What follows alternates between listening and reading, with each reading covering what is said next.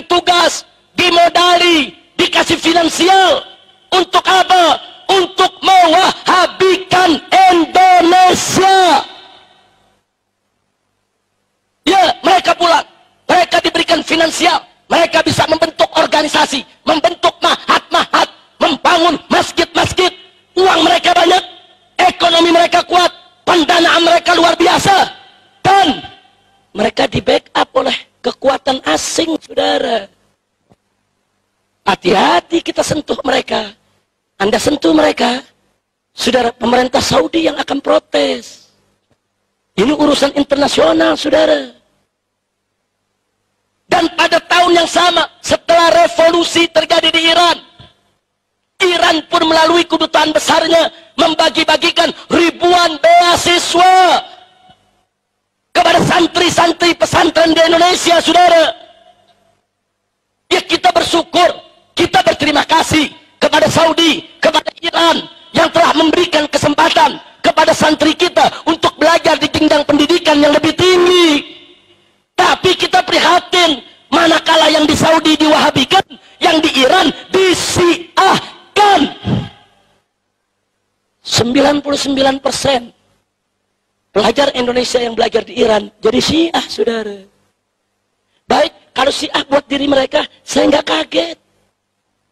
Itu hak pribadi mereka, saudara.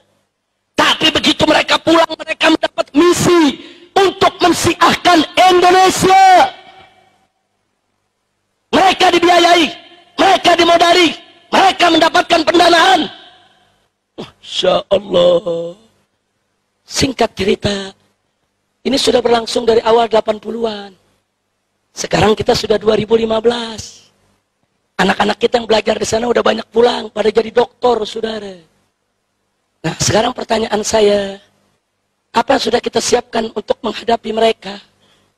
Besok 1001 dokter Wahabi pulang ke Indonesia. Besok 1001 dokter Syiah pulang ke Indonesia. Dan yang lebih parahnya lagi, sebelum Saudi dan Iran bagi-bagi beasiswa, Inggris, Amerika, Eropa udah bagi-bagi beasiswa. Anak-anak kiai dibujuk-bujuk untuk belajar ke Amerika, belajar ke Harvard University, belajar ke Boston, belajar ke Cambridge, belajar ke Sorbonne, saudara. Didoktrin dengan paham-paham liberal, dengan pluralisme, sekularisme, materialisme, saudara. Segala macam pahaman-pahaman yang bukan paham Ahlus Sunnah wal Jamaah. Ya, mereka berubah menjadi liberal.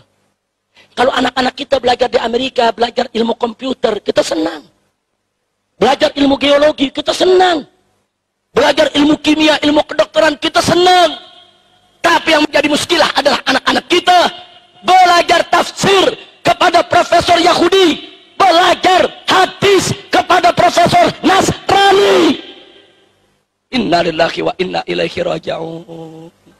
Saudara, sekali lagi saya ulangi, sebentar lagi 1001 dokter liberal mengepung kita, 1001 dokter Wahabi mengepung kita, 1001 dokter Syiah mengepung kita. Ingat, mereka datang sebagai cendekiawan, sebagai ilmuwan, sebagai doktor.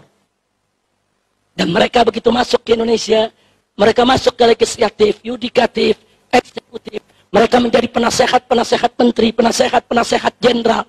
Jadi jangan kaget kalau kurikulum Wahabi udah masuk ke sekolah-sekolah kita, saudara.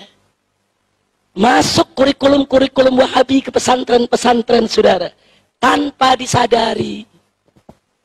Nah, saudara, mereka masuk ke partai, besok ada yang jadi menteri, ada yang jadi pejabat, mengambil kebijakan, dan mereka masuk ke kampus-kampus, mereka menjadi dosen-dosen, menengah ke atas mereka garap. Mereka masuk ke kantor-kantor, ke pabrik-pabrik, ke perusahaan-perusahaan. Mereka ngajar di semua tempat, saudara. Pertanyaan saya, apa yang sudah kita siapkan untuk mereka? Nggak mungkin dong kita ngadepi mereka dengan pentungan. Nggak mungkin dong kita ngadepi mereka dengan otot. Nggak mungkin dong kita menghadapi mereka dengan bakar-bakaran. Nggak mungkin dong kita menghadapi mereka dengan main bunuh, saudara. Al-hujjah bil-hujjah, al-ilm bil-ilm. Ilmu mesti dilawan dengan ilmu, argumentasi lawan dengan argumentasi. nantang kita dengan ilmu dan argumentasi, saudara, wajib kita hadapi mereka dengan hal yang sama. Kalau mereka nantang kita dengan otot, nggak berani, saudara. Kalau mereka nantang dengan otot, NU tenang saja, Laskar FPI yang ngadepin.